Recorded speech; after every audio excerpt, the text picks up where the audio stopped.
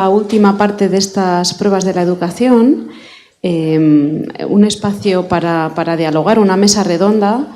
Voy a pedir a todos los ponentes que se acerquen a la mesa, por favor, y que se sienten por aquí. Y yo invito a todos los que estamos en la sala, asistentes y ponentes, a que conversemos, debatamos, aclaremos dudas, ampliemos, reflexionemos juntos. Entonces, pues os pido por favor que participéis activamente en este espacio. Si queréis participar, por favor, levantad antes la mano para daros el micro y que se escuche bien en toda la sala. Gracias.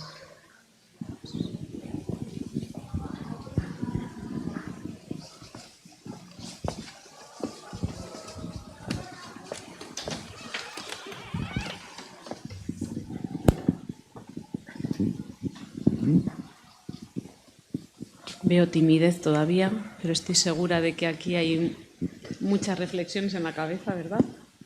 Y si no, arrancamos por aquí, seguro.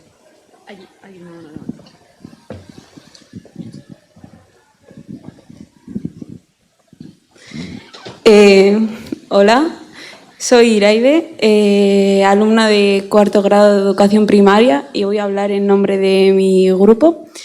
Y mi pregunta va dirigida a Urtza Garay. ¿Cómo podemos garantizar que alumnos con diferente acceso a tecnología, con los alumnos que tengan acceso diferente a las tecnologías, que adquieran el mismo aprendizaje o la misma formación, que tengan las mismas posibilidades de aprendizaje, vaya? Vale. Es que ricasco. A ver, la tecnología también se puede hacer sin usar tecnología. Tendremos que ver cuáles son las capacidades que tienen que ver o con las competencias que tienen que ver con el desarrollo tecnológico. Por ejemplo, la competencia computacional, se me ocurre. La competencia computacional, existen fórmulas tangibles de tocar para trabajar la competencia computacional sin herramientas digitales, pero te da la capacidad para luego, cuando tengas un acceso a la parte tecnológica, de poder desarrollar esa competencia que tienes en herramientas tecnológicas. No obligatoriamente hay que estar utilizando tecnología para saber sobre tecnología. A mí se me ocurre ahí, por ejemplo, con educación infantil. No utilizan cuchillos, ¿no? Pero luego saben cortar con cuchillo y tenedor. Llega un momento que van poco a poco aprendiendo a cortar y no les das el cuchillo el primer día. Pues la tecnología es igual. La tecnología, tú puedes crear fórmulas, como puede ser Scratch tocando. Si queréis, tengo ahí un ejemplo en mi despacho, os lo podría enseñar, que hemos creado donde hacen el desarrollo de todo lo que tiene que ver con el desarrollo computacional, pero con las manos. En nuestra aula Maker también hay un espacio, vas por diferentes espacios y hay una parte que es psicomotriz, que tiene que ver con la psicomotricidad, pero que es el desarrollo del pensamiento computacional posterior.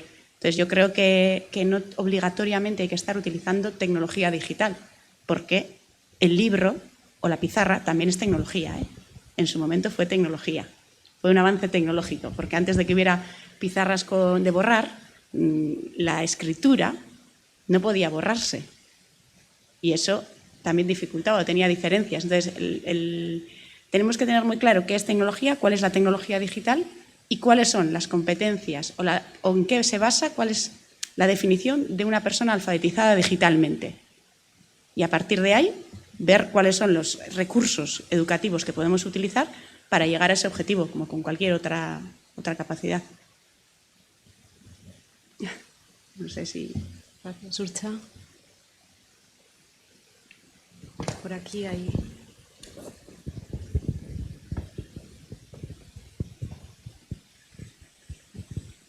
Escuchando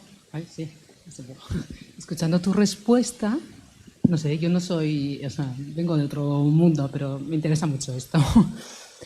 Es como curioso, como contradictorio, porque parece que los que no tienen acceso a la tecnología están en peores, ¿no? En una situación más tal. Y sin embargo, a ver si va a ser al revés. A quien les ponemos demasiado pronto una tabletita, ¿no? o smart. No. En las manos les estamos quitando esos procesos. No sé quién hablaba, bueno, todos habéis hablado más o menos de cosas de estas, ¿no? Yo no conozco No sé. ningún estudio que científicamente defina cuándo hay que darle una pantalla a un niño. Lo que sí tengo claro es que los niños nacen rodeados de pantallas, tal y como nacen rodeados de otro tipo de tecnologías. La lavadora es una tecnología.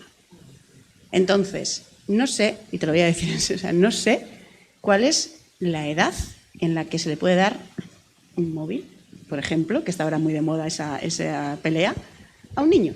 No lo sé. No lo sé, pero creo que tampoco hay científicamente suficiente datos para saber cuál es la edad exacta.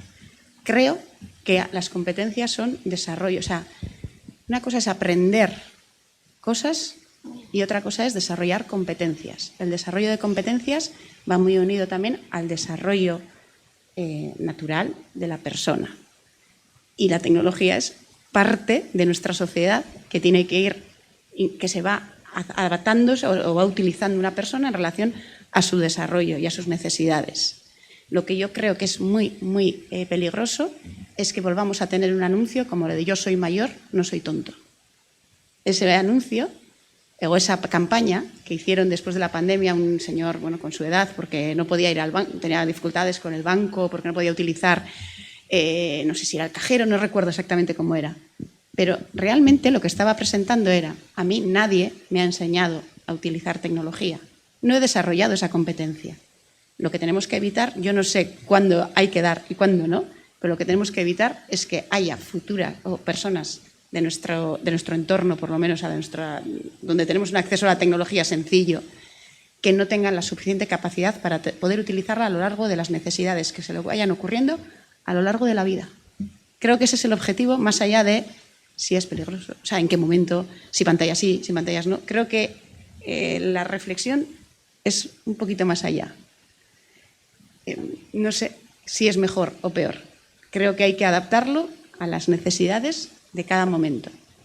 Lo que sí tengo claro es que si no toma la educación la responsabilidad de desarrollar la alfabetización digital responsable, la va a tomar la sociedad por su cuenta.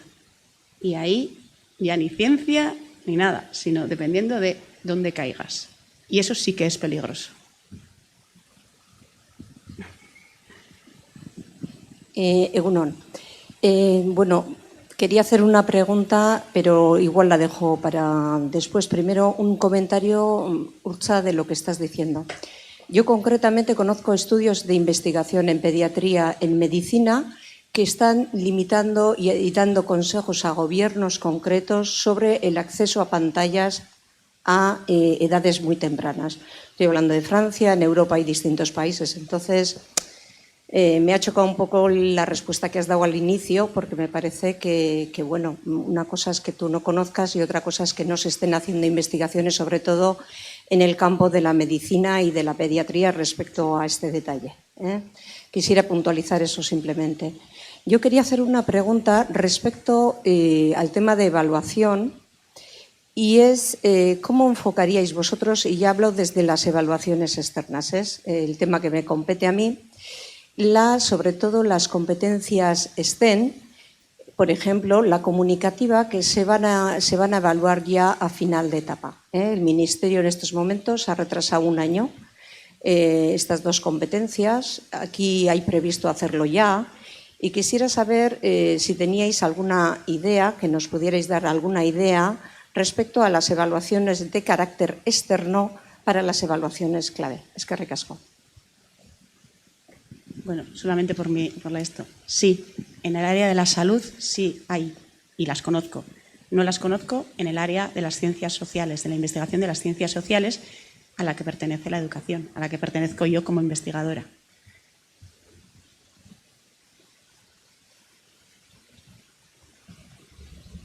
Sí, bueno, entre Beatriz y yo te contestamos. A ver, yo por por el tema de la evaluación y por el tema STEM, claro. Yo por lo que conozco de las evaluaciones generales del sistema educativo, que son las que marcan, diseñan los marcos de evaluación. Yo creo que hasta el momento está diseñado el de matemáticas y el de competencia lingüística en las lenguas oficiales y en inglés, ¿vale? Si no recuerdo mal, los marcos generales, ¿vale? Y el de ciencias está, el de STEM está. Es que he visto en la página del INE, ¿vale?, que van a evaluar la competencia en física y química. Entonces me queda un poco de piedra, porque, vamos a ver, en el ámbito de la evaluación internacional, el tema, yo lo digo siempre, si ya hay algo inventado y está funcionando, ¿para qué vamos a inventar de nuevo la rueda? Si hay un marco de evaluación de la competencia científica, que es el de PISA, por ejemplo, o el de TIMSS, ¿vale?, con la IEA, y está bien definido, en la medida que eso sirve de marco, de estructura, y nuestro currículo puede ir adaptándose o modificar determinados aspectos, aprovéchalo, ¿vale? Pero está muy estudiado, llevan años y años de evaluaciones externas con estos marcos de competencia, no de asignatura. Ya digo que lo que he visto yo es física y química, y no competencia científica como tal, ¿vale? Entonces, yo partiría, a la hora de definir los marcos teóricos y, en consecuencia, cómo se van a diseñar las actividades de evaluación, finalmente, de estos marcos internacionales que hay publicados. Y podéis contar también con el asesoramiento de expertos de la IEA, que seguramente pueden trabajar con vosotros o han trabajado con el Ministerio. Yo conozco más el campo del Ministerio, ¿vale?, pero seguro que con el ISEI podéis conseguir alguno.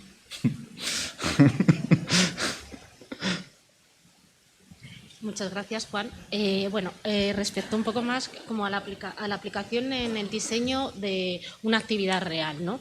A raíz de lo que ha dicho Juan, nosotros nos hemos enfrentado a este tipo de diseños, y una cosa que hicimos antes de empezar fue determinar, en base a estos marcos, utilizamos el marco de los National Standards de Estados Unidos, el marco PISA, el nuevo marco PISA, y comparamos todos esos marcos también con nuestra LOMLOE. ¿Vale? Porque al final, pues eso, tenemos que situarnos donde estamos. Y lo que hicimos fue ver todas las destrezas científicas que todos estos marcos tienen. En nuestro caso sí que está definido por etapas educativas, con lo cual estuvimos viendo la LOMLOE de cada etapa educativa. Y creo que es como el primer paso, no sé si estará diseñado o no, creemos, y lo que hemos hecho ha sido ver qué destrezas científicas de todos esos marcos de referencia que también están en nuestro país, porque una cosa, yo con PISA soy un poco crítica muchas veces, sobre todo con las noticias estas que salen de estamos por debajo. No, perdona. O sea, a ver, tenemos que ver qué evalúa PISA y tenemos que ver qué evaluamos nosotros, porque a veces el problema está en que no nos correspondemos. Es que nuestros alumnos están y al final, en clase, los docentes que están en el aula también tienen un currículum. Entonces, por eso, aparte, ya el marco PISA, que está construido y tiene mucha lógica y muchos expertos en educación, en este caso, yo hablo de la educación científica, de Science Education, apoyando esos marcos, esos frameworks, integraría, nunca me olvidaría de integrar nuestra LOMLOE en ese marco. ¿Vale? Porque lo que hemos visto es que hay muchas destrezas de PISA que nosotros no trabajamos. No trabajamos, me explico, no tenemos la obligación de evaluar como docentes. Entonces, luego lo mismo, justo la prueba PISA X evalúa una cosa que a nosotros no nos han demandado trabajar. No sé si me estáis entendiendo. Entonces, primero creo que esa comparativa es necesaria. Y a mí me ha sido muy útil, porque ahora mismo estamos preguntando a los docentes qué entienden por destreza científica y cuáles creen que trabajan en sus aulas y cómo. Y me he encontrado en que no puedo decir que un docente infantil no hace no sé qué, porque cuando me he ido al currículum, veo que esas destrezas no están. Entonces no es raro que no las trabajen. Entenderme es por no trabajarlas, no las evalúen, porque como al final nos tenemos que ajustar. Entonces, ¿cómo haría yo? Por ejemplo, la línea que ha dicho también Juan, ¿no? Y los ejemplos que yo creo...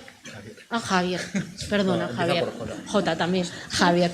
En la línea de Javier, ¿no? Yo creo que hemos mostrado ambos ejemplos muy similares, ¿no? Ese contexto cercano al alumnado, ese contexto que implica una integración, que tengan que aplicarlo el conocimiento, luego a situaciones reales, si queremos ver comprensión lectora, pero ya no solo lo mismo de un texto escrito, sino cómo son capaces de transformar a distintos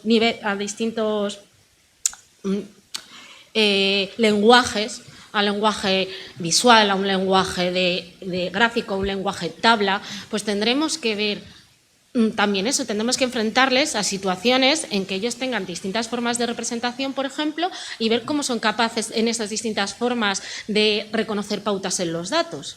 Si tú lo que quieres evaluar es eso. Sobre todo, y luego, yo tendería a definir muy bien primero qué es lo que voy a querer evaluar. Yo creo que hay una profesora que siempre recuerdo con mucho cariño, que es Neusa Martín, que siempre ha dicho que qué va primero, los objetivos o la evaluación. Cuando diseñas, ¿no?, cualquier prueba. Entonces, habrá que definir muy bien a dónde queremos llegar para diseñar. Luego, no sé si la limitación la tenéis en que tiene que ser en papel, que eso es muy importante, porque o digital. A lo que me refiero es con qué recursos contáis en el sentido de... claro, por ejemplo, algo experimental es muy difícil de hacerlo en una prueba de este sentido, pero sí podemos solicitar a los alumnos, o sea, diseñar una actividad para que lo tengan por lo menos que desarrollar, aunque no lo ejecuten, pero estamos viendo su capacidad de cómo son capaces de construir una herramienta de recogida de datos, si es algo que te interesa. Nosotros, por ejemplo, en la facultad siempre utilizamos un ejemplo os sonará a todos, porque todo el mundo ha plantado una lenteja en su vida. Todos, yo creo que nadie ha plantado una lenteja, nadie ha dejado de plantar una lenteja, un garbanzo, y yo siempre les pregunto qué han aprendido de los seres vivos. Os hago la misma reflexión, ¿no? Pero ¿qué pasaría si preguntáramos si un garbanzo es un ser vivo? ¿Y qué tienen a favor o en contra? ¿Qué argumentos dan a favor o en contra? ¿Y cómo lo demostrarían? Quizá ese tipo de actividades pueden ayudar más a que podáis determinar estas destrezas, porque ya están resolviendo esa situación, implica tener que hacer cosas. Si no, yo lo veo muy complicado, la verdad. Gracias. Hola, yo soy Andrea Isqueta, un alumno de educación primaria, cuarto curso, y quería hacer una pregunta a Luis Ramos sobre, antes has explicado que los alumnos que trabajan la lectura con sus padres o madres en casa que llevan una ventaja durante el curso escolar. Nos gustaría saber a nuestro grupo, a ver cómo se trabaja esa desventaja en los alumnos que no tienen la posibilidad de trabajarlo en casa con sus padres o madres. Muchas gracias por la pregunta. Pues a ver, lo que se intenta sobre todo es que en esas situaciones donde no se encuentra el acompañamiento de la familia, que el centro lo cubra, ¿vale? Entonces, lo que pasa es que, claro, al final el centro tiene ciertas limitaciones, porque el tiempo que muchas veces dispone un papá o una mamá en su casa no es el mismo que el que dispone la escuela, donde los maestros tienen que estar continuamente pues, dando su asignatura. Pero sí que hay iniciativas, por ejemplo, donde centros que no encuentran ese apoyo a nivel familiar para lo que sería el acompañamiento de la lectura, pues que dentro de lo que son las clases de lengua se reserven ciertos minutos, ciertas horas, para que los niños puedan estar leyendo, ¿vale? Por ejemplo, pues recuerdo un centro que estuve hace poco que tenían una cosa que le llamaban L30, ¿vale? Y L30 quiere decir que van a dedicar 30 minutos al día, porque está en el horario, a que esos alumnos lean, y están leyendo cada uno el libro que ha elegido o que el profesor le ha dado, y tienen un poco allí al profesor para cubrir esa carencia que comentas, ¿vale? Porque sí que es verdad pues que no todos los contextos familiares muchas veces acompañan, ¿vale?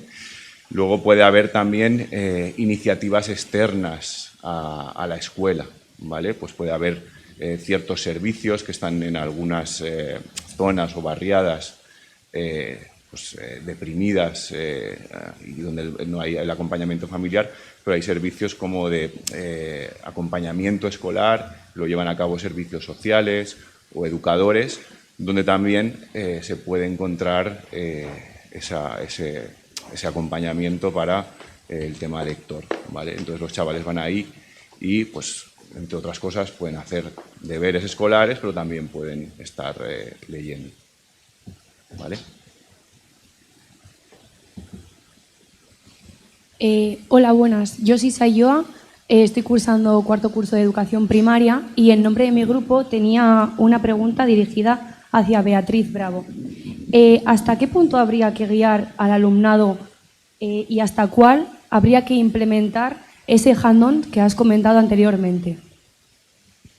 A ver, como os decía, esto, a ver, es que aquí el contexto en el que tú te encuentres, ¿vale?, es muy importante, ¿no? En una realidad de aula, creo que hay muchos maestros en ejercicio aquí hoy y ellos lo saben mucho mejor que yo. Lo que es, una vez, creo que es clave conocer a tu alumnado y qué ha hecho previamente, para empezar, ¿vale? A veces hay que empezar por actividades de procedimiento, porque hay destrezas tan sencillas como utilizar un termómetro que hay que trabajar. Por ejemplo, si no se han trabajado nunca, porque nadie nace aprendido. Pero claro, yo la limitación más bien la pongo en cuando año tras año, muchos ejemplos, de hecho, el ejemplo que os he puesto lo he cogido en internet, de un cuaderno de laboratorio de un instituto. Tú entras y son esos los ejemplos, no van más allá. O sea, el problema no es que se empiece con ellos, creo que se ha de pensar con ellos, que hay que sembrar una base, hay que construir como se construye en todo, pero hay que ir avanzando poco a poco. Y tienes, por ejemplo, un año entero. Si ahora hay centros que no lo tienen, pero hay centros que, por ejemplo, desdoblan y llevan un grupo pequeño durante cierto tiempo al laboratorio. Pues lo mismo al principio tenemos que empezar a manejar el instrumental, pero lo mismo llega un momento que podemos pasar a otra fase y desarrollar destrezas como la formulación de preguntas, como la formulación de hipótesis, como el diseño, permitir hacer el diseño, que de hecho los diseños, que es una parte a la que se presta muy poca atención en el fondo, en que los alumnos sean quien lo hagan, encima no necesitamos un aula laboratorio. En nuestro aula se pueden hacer muchas cosas. Solo hay que llevarles al laboratorio, entenderme, cuando tienen que ejecutar. Y de hecho tienen más problemas, por ejemplo, en enfrentarse a diseños. Es muy curioso. Y además salen muchas ideas. Yo el otro día estaba hablando de cuál era el mejor material para un abrigo y era muy gracioso para cubrir un hielo, además. Y me decían, el papel albal, porque es el más aislante del hielo. Y claro, ahí además, como docente es muy bonito, porque cuando ellos intentan dar respuesta y diseñar, empiezan a florecer un montón de ideas que podríamos llamar alternativas, ¿no? Y dices, vale, aquí está. Entonces, esto lo tengo que remarcar. Y es eso. De hecho, la investigación educativa ya nos dice que no podemos llegar, y esto creo que lo sabemos todos, no puedes llegar con una innovación y meterla de repente, de cero, porque no va a funcionar.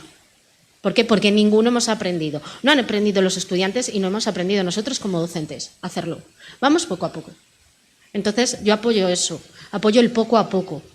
Y el que tú tengas muy claro como docente lo que quieres trabajar. Ahora, bien, facultades de educación, hay una diferencia para mí, porque vosotros sabéis ya, por la experiencia previa que tenéis, cómo se hacen las actividades de procedimiento. Y creo que os tenemos que enseñar las otras actividades. Y por eso nosotros, por ejemplo, en la UAN ahora mismo siempre partimos de dejaros a vosotros escoger en primer lugar lo que para vosotros es una actividad de investigación y luego intentar convenceros de hasta qué punto vale lo que traéis y cómo vosotros mismos sois capaces de ir mucho más allá. Pero vosotros, porque vosotros tenéis que confiar en vosotros mismos, porque sabéis ciencias y tenéis que saber cómo enseñarles y enfrentaros a ese proceso, porque nadie nace aprendido. ¿Vale?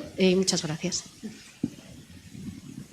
Sí, yo tengo una cuestión que es en relación con una cosa que le he oído a Beatriz Bravo, se la he leído, pero la cuestión vale para cualquier miembro de la mesa.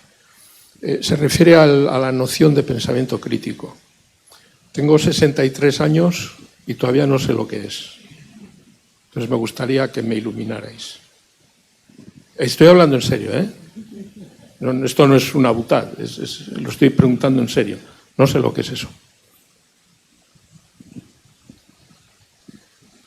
Yo voy a decir algo muy humilde. Empezando porque solo sé que no sé nada, ¿verdad? Y lo segundo porque escuché una vez un ejemplo que me encantó sobre el pensamiento crítico no acompañado, respaldado, dado de la mano de conocimiento y de un contexto, ¿no? Y el ejemplo era el siguiente. Yo soy una persona crítica hasta que cruzo la puerta del taller mecánico donde dejo mi coche y me piden que sea crítico con el arreglo que acaban de hacer del coche. Si no sé nada sobre mecánica de un automóvil, ¿cómo voy a ser crítico, verdad? ¿Cómo voy a aplicar mi pensamiento crítico sobre cómo o no arreglar el coche? Y poco más puedo decir, Juan Ignacio. Yo creo que el tema del pensamiento crítico ocupa mucho espacio y mucho tiempo en educación, pero yo echo de menos que se aterrice un poco más qué es eso del pensamiento crítico, cómo se puede desarrollar, qué necesitas, pensar críticamente sobre qué, desde dónde, para qué. Yo estoy como tú.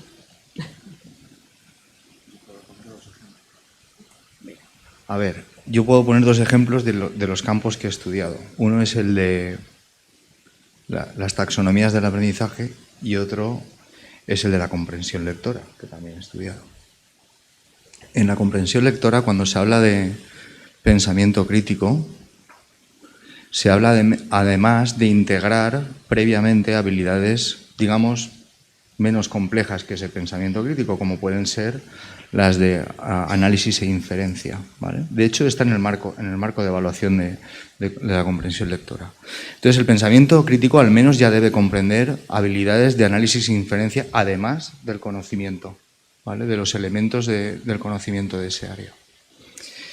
Y además, en lectura se da la particularidad que el pensamiento crítico se apoya de competencias no lingüísticas, de conocimiento paralingüístico. Es decir, que tú para hacer una crítica, en definitiva, a algo que has leído, de utilizar ese pensamiento crítico, has de saber tener conocimiento fuera de ese campo, experiencia, has de integrar habilidades de orden inferior como la inferencia y el análisis, y solo a partir de ahí podrías tener la capacidad, ya en menor o menor medida de cómo te expreses, de tener ese pensamiento crítico. Entonces, si no se trabajan esas habilidades y no se tiene conocimiento, ¿puede haber pensamiento crítico? Es mi pregunta también. Yo tengo dudas también de ese pensamiento crítico. Esa una. Desde el campo de las taxonomías, viendo esa jerarquía que no está al final desde la evidencia científica, obviamente llegar a tener un pensamiento desde el punto de vista cognitivo crítico implica comprender, recordar, implica analizar, evaluar,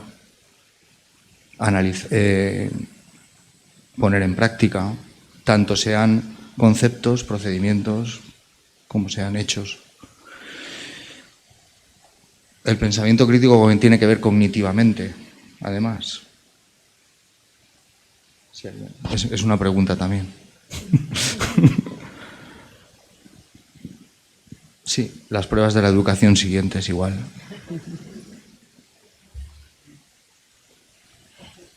Sí, un poco fuera de tiempo, pero igual una preguntita breve más, que hay una mano levantada. Bueno, podemos, ¿verdad?, acoger. Bueno, yo tengo aquí. Había por aquí dos. Bueno, mi pregunta es sobre STEAM indagación. Yo he trabajado en el tema y bueno, pues me alegra ver los beneficios que ha comentado Beatriz sobre... yo entendía, o sea, relacionado sobre todo con respecto a los 3 bloques que ponías sobre aprender sobre ciencia y hacer ciencia, ¿no? Pero también he oído críticas a la indagación con respecto al aprender sobre ciencia, los conceptos científicos, comparándolo con la instrucción directa, la indagación. Entonces, a ver si me podríais hablar un poco sobre ello, ¿no? Pues que a veces ha comparado, pues eso, los beneficios de la instrucción directa en este área con respecto a la indagación. Ahí hay bastante debate. De hecho, yo en indagación lo conozco, me voy a ir a la argumentación, que es parte de la indagación, ¿vale? Y ahí me voy un poco también al pensamiento crítico. Creo que para desarrollar un pensamiento crítico es indispensable desarrollar unas buenas destrezas argumentativas, ¿vale? Y en cuanto a instrucción, sí, instrucción no. Hay estudios que han demostrado las dos cosas, ¿vale? Hay estudios que han demostrado que, que necesitas una mínima instrucción, por ejemplo, para saber argumentar adecuadamente, de ser capaz de analizar una serie de datos, obtener pautas y utilizarlo, integrándolo el conocimiento, y que cuando tú a los alumnos se lo enseñas como una instrucción, lo llegan a ser capaces de hacer, ¿vale? Pero claro, ahí el argumento lo ves como un constructo. Pero claro, yo soy más de la tendencia a que las cosas se aprenden haciendo, ¿vale? ¿Qué ocurre ahí? Que ahí donde entra el papel, donde se convierte, hay una pieza clave ahí que es el docente, ¿vale? Entonces, ahí tú sí que tienes que saber cómo construirlo, cómo se construye un argumento, la importancia que tiene, o cómo se construye, tener una buena conceptualización, por ejemplo, en indagación, que al final STEAM tiene mucha parte de ese aspecto, ¿no? Tú como docente sí que tienes que tener clara esa instrucción en tu cabeza para ser capaz de trasladarla al diseño de una actividad para ellos. Porque si para ti es importante que sean capaces de diseñar una indagación y consideras que tienen que tener en cuenta la importancia de la muestra patrón, la replicabilidad, la fiabilidad, lo mismo no funciona nada, y es verdad, no funciona nada decírselo. Lo mismo, lo que sí es que con tu actividad tienes que remarcárselo. Por ejemplo, ¿cuántas medidas tienes que tomar para considerar que esto va a ser válido? Vale, empiezan a procesar que eso es necesario, pero tú no les estás instruyendo en que lo es. No sé si me estás entendiendo lo que quiero decir. Por eso a mí la parte de formación, tanto docente como en la formación continua y en las facultades, creo que es muy importante hacer consciente de que eso es necesario, pero no para que lo trasladen a que eso se enseñe en las aulas como tal. Es necesaria la fiabilidad, no tenemos ni idea de lo que significa, sino que tú en tu diseño digas, vale, quiero que se den cuenta, pues les pido, una vez identificadas las variables de por qué un mo aparece, ¿qué tendrías que tener en cuenta en tu diseño para asegurarte de que tienes una muestra que cumple todas las condiciones? En el fondo, detrás está la muestra patrón, pero tú se lo estás traduciendo, me digo yo. A veces tenemos que traducir, ¿no? Como los médicos a nosotros en consulta, pues esto parecido. Y que ellos sean los que, odio la palabra vivenciar, pero sean los que lleven a cabo el proceso y los docentes los que guíen el proceso mediante esa reflexión. Pero nosotros como docentes sí que necesitamos tener muy, muy claro ese sobre ciencia, entender qué significa una hipótesis, qué es una hipótesis, qué es, por ejemplo, en cuanto al pensamiento crítico, qué es un dato, cuándo un dato se puede considerar fiable o no, porque así diseñaremos actividades que promuevan que el alumno lo haga. Si nosotros no lo sabemos, a mí me parece muy complicado ser capaz de llegar al diseño de esas actividades. Gracias. Muchas gracias. Y perdona. Y hay una última pregunta, ¿verdad? ¿Se oye? Hola. Bueno, soy Fran, vengo como padre y miembro de las asociaciones de madres y padres de Vizcaya. Quiero, en primer lugar, agradeceros la calidad y las competencias, ¿no? Ya que estamos hablando de todos los que estáis en la mesa. No sé si luego nos pasaréis una evaluación o no, pero bueno, no os vamos a calificar. Intento ser breve. Para Urcha, un comentario, y es que, bueno, no es que no esté de acuerdo, creo que no es justo que las empresas estén en su derecho, como has mencionado. Las empresas, yo creo que no están en su derecho, se están aprovechando de un sistema que no va a la velocidad, como has dicho tú, ¿no? La tecnología va a una velocidad, la educación va a otra y la ley ya ni te cuento, ¿no? Entonces, creo que ahí hay una fuga que estamos permitiendo y que desde los agentes es complicado de contrastar, ¿no? De contrarrestar. Entonces, quería saber un poco en esa línea, el informe ese está publicado. Entonces, creo que es muy importante que ese informe se publique, que os enfrentéis a eso, porque esa es la divulgación, ¿no? El método científico, necesitamos, la comunidad escolar, saber ¿Cuál es esa percepción de las herramientas? Porque, claro, no, eso es importante. Y luego, de cara a Javier, y también, bueno, por un lado nosotros no plantamos pinos, plantamos árboles autóctonos y plantas autóctonas. Entonces, ahí vamos, kilómetro cero y todas esas cosas. Me alegro, ¿eh? Entonces, bueno, has hablado de los tiempos políticos, ¿no? Has hablado de que una transformación no puede estar guiada por los tiempos políticos, siendo una transformación que se queda a largo plazo. No me dejes así. Dime desde los científicos, desde los investigadores, ¿qué proponéis? Porque estamos en parte de acuerdo, pero no tengo, o sea, estamos trabajando en un sistema en el que esto viene por la vía política, por la vía legislativa. ¿Qué opináis? O sea, ¿cómo haríais diferente vosotros? Yo hablo de reforma curricular, de esa transformación curricular en concreto, no sé en otras áreas. Y lo que puedo decirte son datos de otros países. Te voy a poner el ejemplo de Australia, que nos pilla en las antípodas, precisamente. Ahí pinos no hay, hay eucaliptos, creo. Vale. que nos han traído aquí. Bueno, en la reforma curricular de Australia ha tardado 8 años. Vale. Entonces, ¿eso qué quiere decir? ¿Vale? En otros países no sé, no tengo la experiencia, pero son tiempos largos. Quiero decir, no se legisla y a los 2 años ya está implantado. Entonces yo he dicho 2 cosas. La primera que he dicho es la participación de todos los agentes interesados en el campo de la educación. Tengan más o menos conocimiento, se llama conocimiento construido. ¿Vale? Porque todos en parte somos partícipes de la educación. ¿Vale? Es un proceso que creo que debe ser más democrático, en definitiva, y más transparente. Y lo segundo, más largo en el tiempo. Eso, alargarlo en el tiempo, ¿qué implica? Aparte de permitir más participación, implica, pues por ejemplo, testar determinadas cosas del cambio que estás produciendo en ese sistema. ¿Vale? Tú no puedes sensibilizar y formar a los docentes en este caso. Tú no puedes legislar que ahora vienen competencias y tengo que evaluar entonces en mi currículo de otra manera y soltarlo ahí en las aulas o programar de otra manera, porque lo que está produciendo en definitiva es me afianzo a lo que ya sé y a lo que conozco, es decir, está produciendo el efecto contrario, más que un efecto de cambio, está produciendo un efecto de rechazo y de afianzamiento de prácticas tradicionales en educación y de rechazo a todo. Al final yo me lo voy a montar en mi aula y esto lo voy a cumplir para inspección. Eso es los efectos. Entonces, cuando hablo de tiempos largos de transformación, son tiempos, 5, 8 años, donde las escuelas pueden ir introduciendo esos cambios, testarlos y en función de la evaluación o de la investigación evaluativa, ver qué aspectos hay que ir modificando de esa idea original o hay que incorporar otros nuevos que no contemplamos o hay que mantener aquellos que están funcionando. Muchas gracias.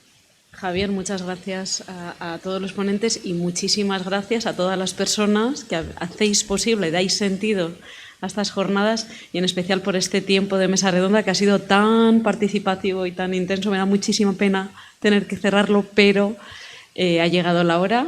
Así que gracias y ojalá que nos volvamos a ver el año que viene en una jornada como esta.